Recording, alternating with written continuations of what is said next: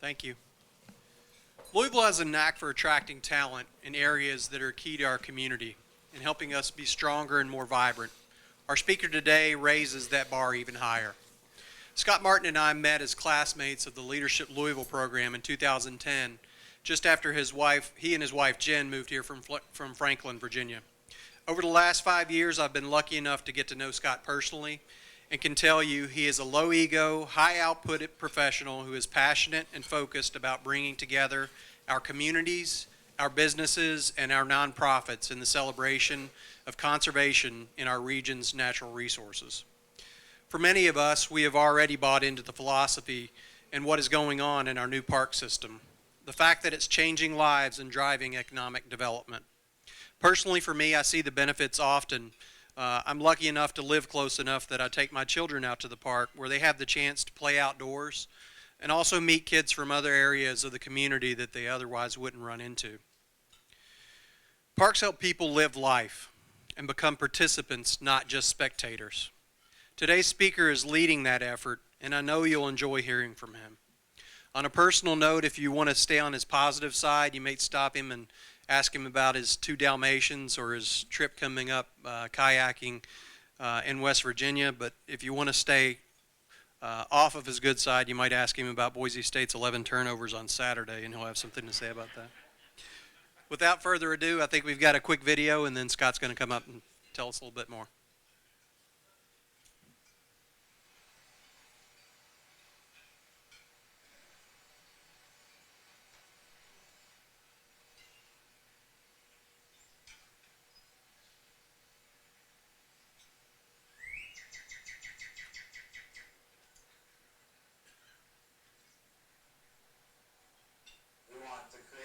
Where you splash in the creek, you can find a crawdad, you can get up in the woods, and you can have that experience of the natural world, which I think is fundamental to human existence.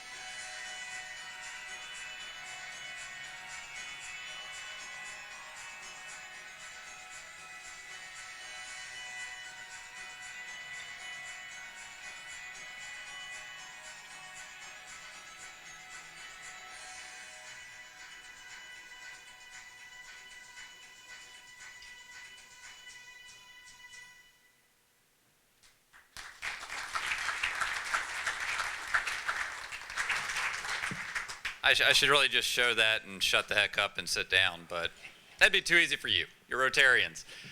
Thank you guys so much for having us today. Before I start, I want to recognize one of our board members in the audience, David Wood, who is one of the key fundraisers and really the Energizer bunny behind our project. And I know it'd mean a lot to me if we shared our appreciation for David and his leadership and all that he does.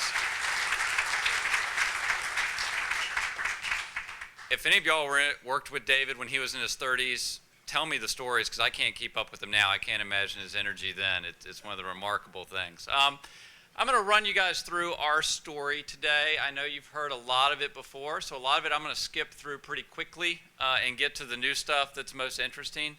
quick show of hands, how many of y'all been out to the Parklands? Awesome. Awesome. 3 years ago, 4 years ago when I spoke to the group, we had David, probably about half the room stick their hands up. So real progress being made.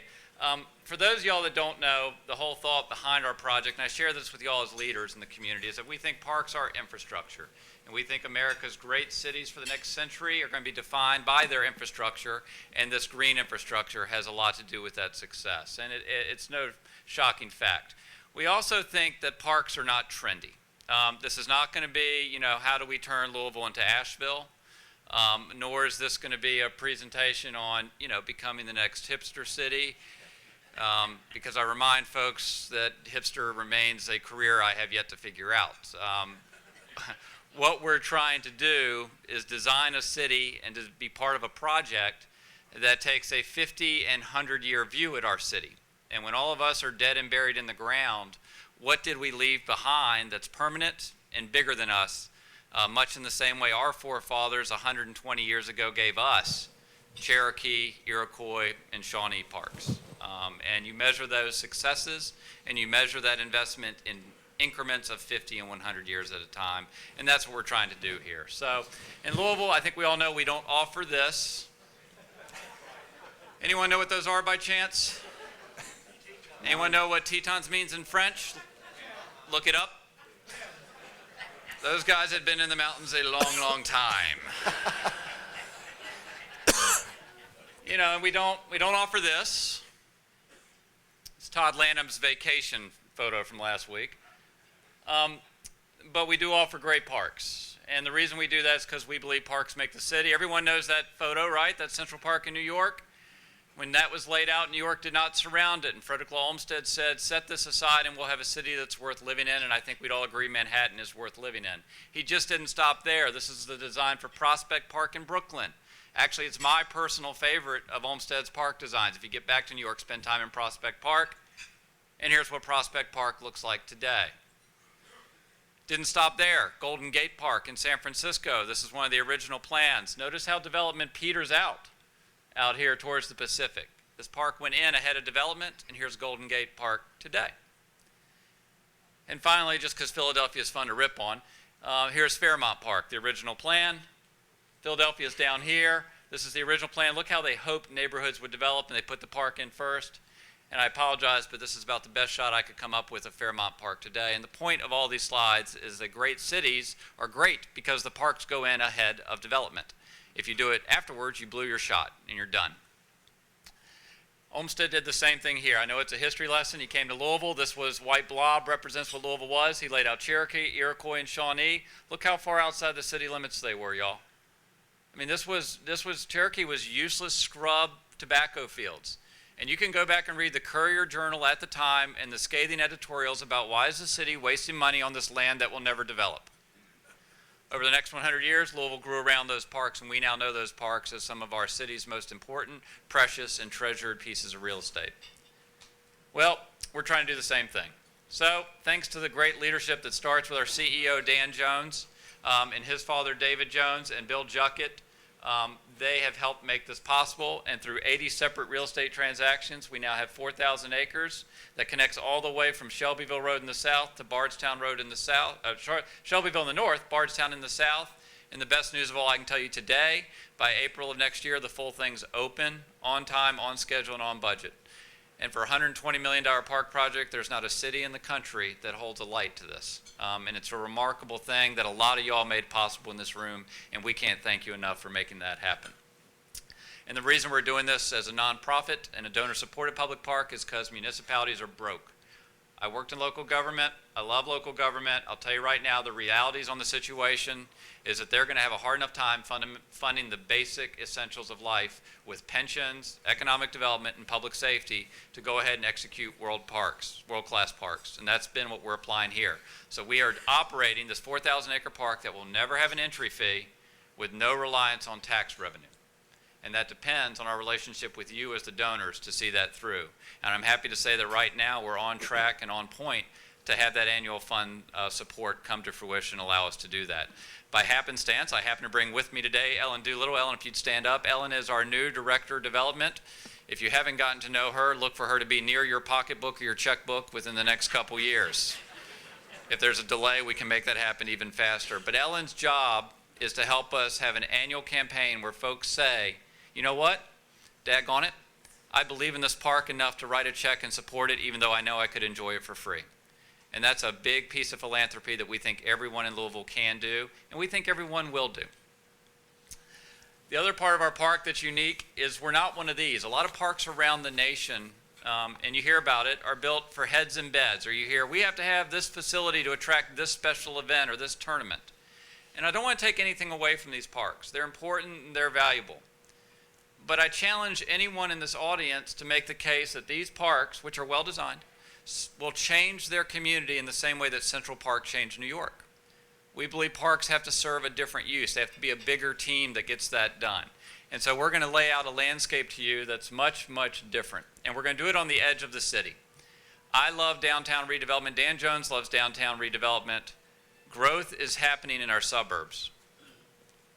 The east end of Louisville will add more people in a month than downtown Louisville will add in 5 to 6 years. Now, that doesn't mean you ignore one at the cost of the other. But it means if we want to have a great city 100 years from now, we have to think about that development in the East End and our region and think county line to county line and build a world-class city from one edge to the other. And so our park is not accidentally located in the largest section of undeveloped land in Louisville. It's the best place we could go because it was the last place you could make a really big green print. And then 100 years from now, we picture what happened in Cherokee and Iroquois will be around the Parklands of Floyd's Fork. And the way we're able to get that done is the park went in ahead of the houses. Summary of the park, we're big. And we're big because we protect these little boogers. Anyone know what that is? Salamander. I heard a newt. He was 4 years ago running for office. This is actually a salamander. We like those boogers. They actually have a neat deal. I took the job here, as Todd said. In my first month here, I got a call from our naturalist that said, you got to come out. It's February. It's like 14 below. You got to come out. We're going to go look at salamanders tonight. Meet me at the park at 9 p.m. I said, damn it, we're going snipe hunting. Fine, let's just get it out of the way. I'll bring the bag and the stick. The ones who are laughing are the ones who've been on snipe hunts. But what happens is a magical moment. If you catch it just right, here in Louisville, Kentucky, we have one of the world's great migrations, and I use world without any apology. Thousands upon thousands of these salamanders migrate in one night to reproduce in our local ponds and streams. And if we can bring you into touch with that experience, you will never look at Louisville, Kentucky the same way. We all laugh at the Tetons, and it's a great photo. And you go out there, and the elk are bugling, and the bald eagles are doing their thing. You're like, oh, it's great. And then you come back to Louisville, you're like, meh. Okay, it's not meh. It's a nuanced deal, and we scale it down. But I'll make the argument here that every bit of our natural resources is every bit as extraordinary as the Tetons. In fact, our landscape globally in these hardwood forests is more rare than the tundra, deserts, and mountainous terrain that makes up some of those places you think you have to go to see the environment. Only 4 to 5% of the world has these hardwood deciduous forests. And what we experience here every spring and fall is extraordinary, and we all take it for granted. Well, this little humble salamander and our work with our team is going to hopefully open your eyes to that. How about this next critter? I kind of showed it earlier.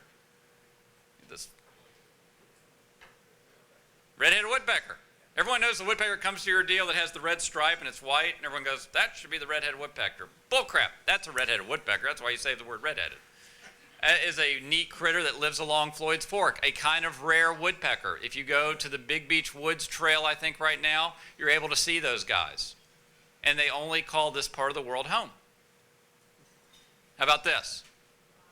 Monarch butterfly. I think we've seen a lot written about that. We have, Mark, 500, 600 acres of meadows going into our park now that these butterflies use for their migration.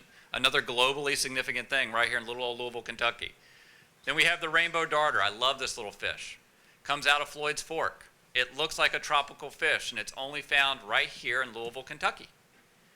So these are the special little critters we have along with the bigger critters. We do have a good one.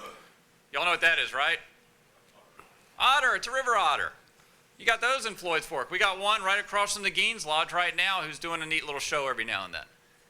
And I'm telling you right now, you change a kid and an adult's life every time you show them one of these critters 20 minutes from downtown Louisville. And suddenly when I'm talking to someone in Denver, Colorado, or San Francisco, I can nanner them and tell them we have more wildlife diversity right here in Louisville, Kentucky. You need to get out of there and come somewhere that's a little bit more wild and environmentally interesting.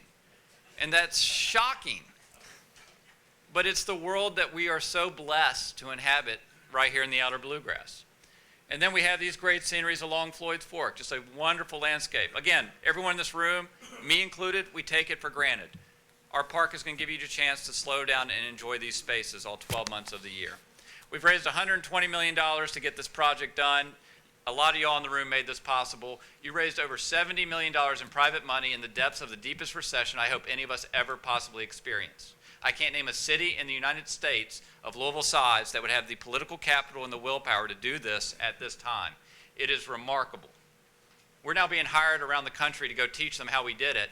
And at some point you come back and you say, you know what, Louisville's special, because we get it. So I'm going to jump through real quick some slides here just to kind of show you what our values are. And I come to this one because it's one of my favorites. Central Park I used earlier as an example. This top plan is actually in their office. That is the master plan for Central Park developed by Olmsted. You know it was a final master plan because he carved it in wood. Okay, your plan's done when it's carved in wood. Take a look at this map below. This is just one of the visitor maps they give out now. And it's hard to see maybe, but look how similar the park design is. See how the shapes and trails all form and conform to Olmsted's original plan from the 1840s and 50s? That timelessness and that commitment to that experience is what makes that an extraordinary space. That you do that year after year, day after day with discipline. Because you can imagine every time Olmsted would turn around, someone would want to carve a piece of this up to be a baseball field, a soccer field, a concert venue, an amphitheater, you name it. You have to defend the space to get to a world-class park. And I'm very, very proud to introduce two folks today who are helping us achieve that. The first, most of you all know in this room, Mark Wilson. Mark, if you could stand up. Mark was the superintendent at Valhalla, and he brought the PGA back to Louisville. And when he and Paul Azinger got together, they made sure those gosh darn Europeans lost in the Ryder Cup when they got here, too. There may have been some cheating involved. It'd be hard. I don't want to say that. Mark is our park superintendent. And Mark's job is to maintain a park that is safe and beautiful for everyone to experience. And to tell you, we have the PGA's lead superintendent who led world-class events in the middle of Floyd's Fork flooding and creating chaotic terrain events is a heck of a gift. Joining Mark on our leadership team is Tom Smar. Tom, if you want to stand up. Tom just joined us. He's on week 2, so say hello to Tom. Welcome, Louisville. Tom was previously the director of horticulture, a little project called the High Line in New York. And before that was director of horticulture at the Rose Kennedy Greenway in Boston. Told him it's about time to get out of those raised bed planters and come where the big boys play. Tom's job here is to elevate the garden experience and our landscape experience to a world-class park experience that we think is best examined and explored at Central Park. And these two gentlemen, I dare you to find, another park that has that amount of skill and leadership leading it. I will put those two against anybody. And wait till you see what they do over the next couple years. Every year, that park's going to get a little bit better and a little bit better. And thanks to y'all being such strong donors, and Dan and David Jones, we don't want to leave them out, of course, we're able to attract that sort of talent to our team. And I couldn't be more proud. And if we could welcome Tom, I know he'd appreciate it as well to join us here.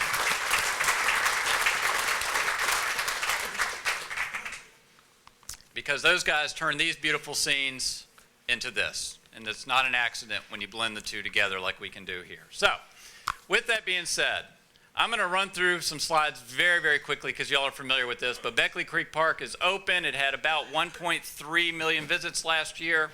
Mountain bike trails, hiking trails, the leaping deer bridges. Anyone know what that is? I love it. Y'all remembering our names. All those meetings were worth it. That's awesome. All right, wait, trick question though. Anyone know what this grove of trees here in the egg lawn is? That's the yolk. And the crack, which is hard to see here, that's now yellow flowers, is the crack in the egg. So you can wow all your friends with that knowledge. Or bore them and be like, wow, Rotary was really lame today, wasn't it, honey? I'm sorry about that. But this is our event field and space. And then we have the Gaines Lodge and the PNC Center, a phenomenal facility in the Creekside Complex with the playground that I think was voted best playground in Louisville 2 years ago. The PNC Center, which has hosted 12,000 kids for education programs this year. Our 5-year goal was 5,000, and we hit 12,000 in 18 months. We additionally have scholarshiped over 700 kids from Title I schools, primarily West Louisville, for free field trips to our park. And a field trip with us is a lot different. We put them in a creek, we put them in the creek, and they have a much deeper experience that before they would have had to drive to Red River Gorge to make happen. And we have a gentleman that's now leading that effort. Sam, if I could get you to stand up. Sam Stewart is our facilities events director. He runs Gaines and the education program and anything that's people-centric in terms of 10Ks and 5Ks. Sam has delivered a revenue model at the park that's kicking off of about 1/3 of our operating budget each year from events he's able to host, and he has about doubled the amount of education program participation in the education program as well. So if you're interested in schools or events, booking anything, he's your man. And Luke Schmidt is here. Yeah, you can clap for Sam because he's killing it. And Tom and Mark better be very thankful because they spend all the money he raises, so they got to be real nice. Luke Schmidt, I saw Luke slide in the back. Luke just delivered Field and Fork and helped us with the sports lunch with Tom that Sam helped coordinate. Those events both netted collaboratively about 1/4 of our operating budget as well, which was ahead of projections. So these are the sort of things that are starting to happen for us. Jumping through. The wetland, the Pope Lick monster, our maintenance guys are going to probably, if Mark and I turn around for 5 minutes, make footprints this summer if it snows in weird shapes and stamp them out there. So you'll hear about the Pope Lick monster more. John Floyd Fields, the soccer fields, I am flying through this because I know y'all want to see the sneak peek stuff.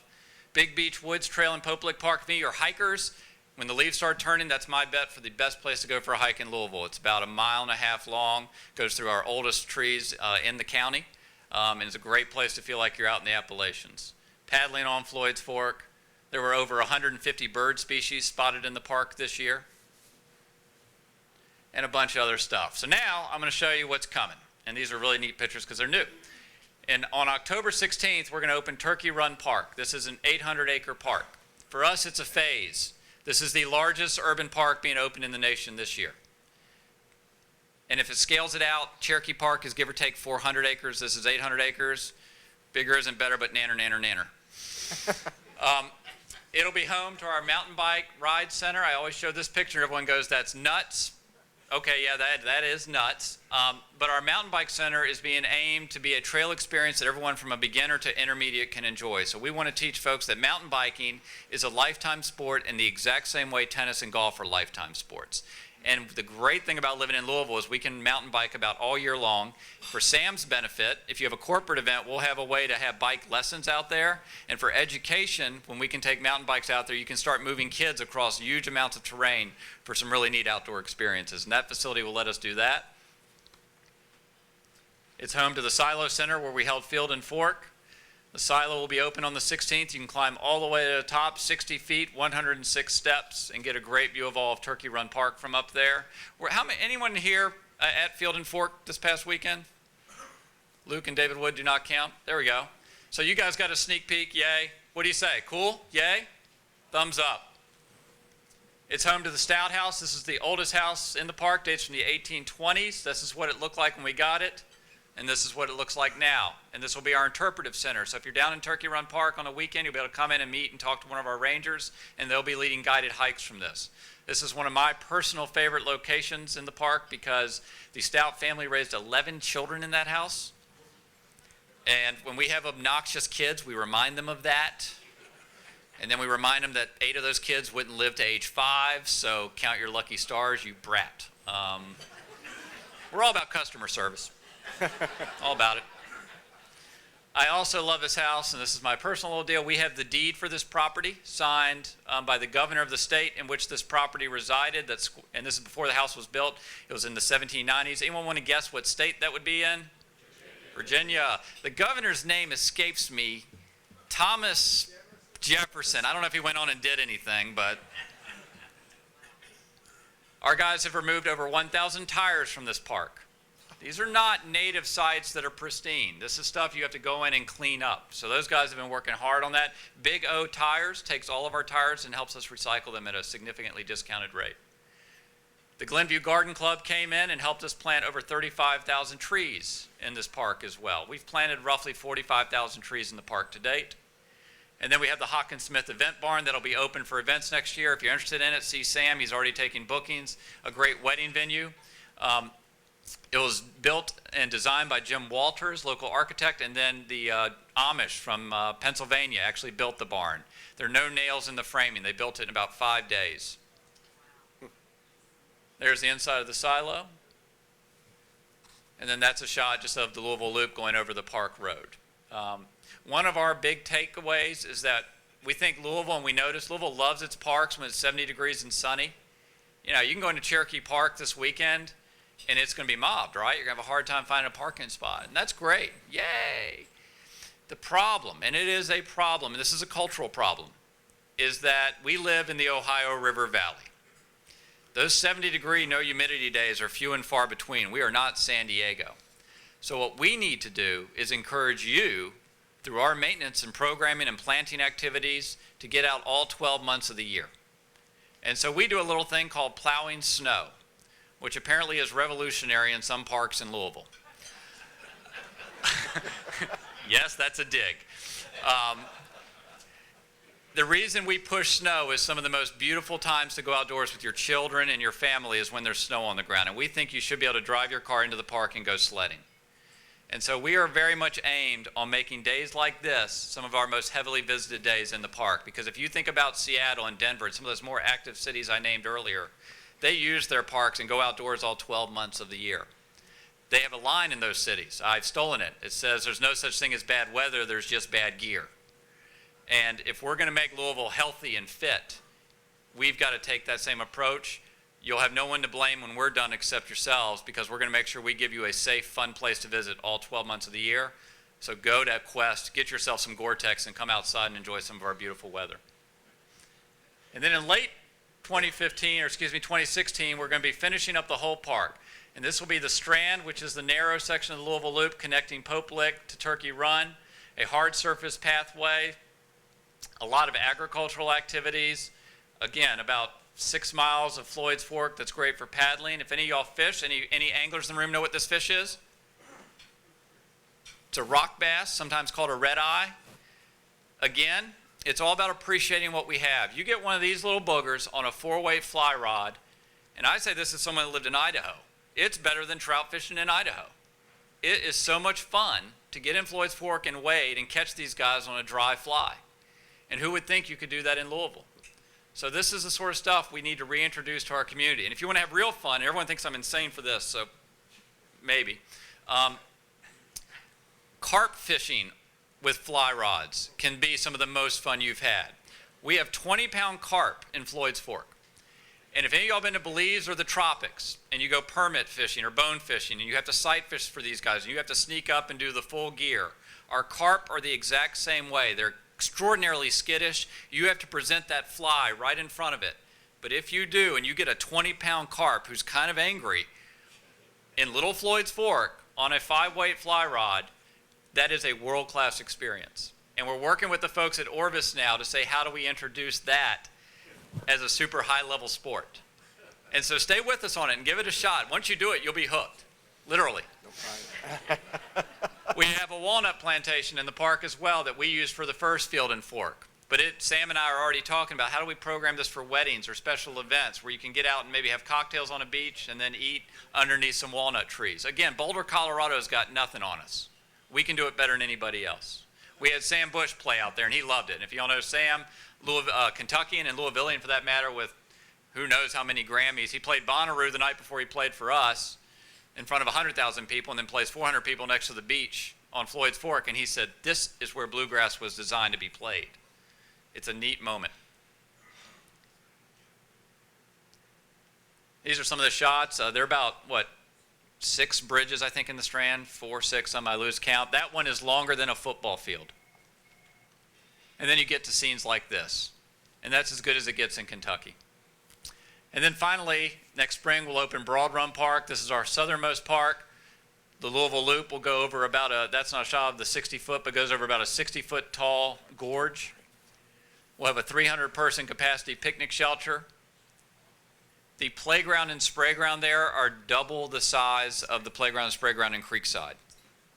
It's going to blow people away. And then we have one of the big topics and reasons Tom Smar is with us, the Helmsley Foundation, Leona Helmsley, the Queen of Mean. We received a $3 million grant from them. $700,000 of that, at least initially, is going to be in Tom's hands to design a top 50 U.S. garden featuring all native Kentucky plants. And that's what his challenge is. And the neat thing about this garden, there will never be an entry fee. We think everyone should have the chance to visit a world-class native landscape in a public park. And over the years, we know that's what's going to establish Louisville as one of the top horticultural communities in the United States as well. And then I will do my little nanner to New York, New York. There's another shot of Broad Run Park and the gorge. It's scenery that'll surprise you and take your socks off. So that's what's coming up. Y'all know the benefits we're shooting for. We bring a community together. We're all about getting you active outdoors, all but getting healthier, because there, but for the grace of God in Mississippi, our health statistics aren't so hot. Our environmental legacy goes without saying with the planting of trees and building of habitats. Educational, we're all about scientific literacy. And economics. I told the story the last time I was here, and I'll wrap with this. My dad was a city manager in Virginia, and I grew up thinking economic development was based on what community writes the biggest incentive check. I can't tell you how many times I went to these announcements where the cardboard checks out there, the governor flies in on the helicopter, everyone pats themselves on the back, and at the end of the day, you look at yourself and you go, wow, we had to buy this company to get to our city. I lived in Boise, Idaho for the good fortune of 10 years. That city did not write a single economic development incentive check. Their argument was, we'll build you a great city to live in and businesses will come to us. Over that 10 years, by some measures, Boise led the nation in wealth creation per capita. The takeaway is communities that invest in themselves and invest in what makes them better become attractive to the people I just introduced you to. There are people in this room. And I trust people in this room to create jobs, wealth, and business opportunities a lot more than government to pick and choose winners based on who can write the biggest check to the company that may be here tomorrow and may not be. We want to make Louisville home. And home is sticky, and home you love, and home you know the plants, and home you know the critters, and home you go mountain biking, and home you remember where you kissed your wife or proposed to her in the park, and home is where you got married. And that's the sort of stuff that we think will make Louisville not only the best city to live in to raise a family in the next 50 years, but the best city in the nation as a public park system host as well. That's the end of my comments. Todd, I don't know if you guys have time.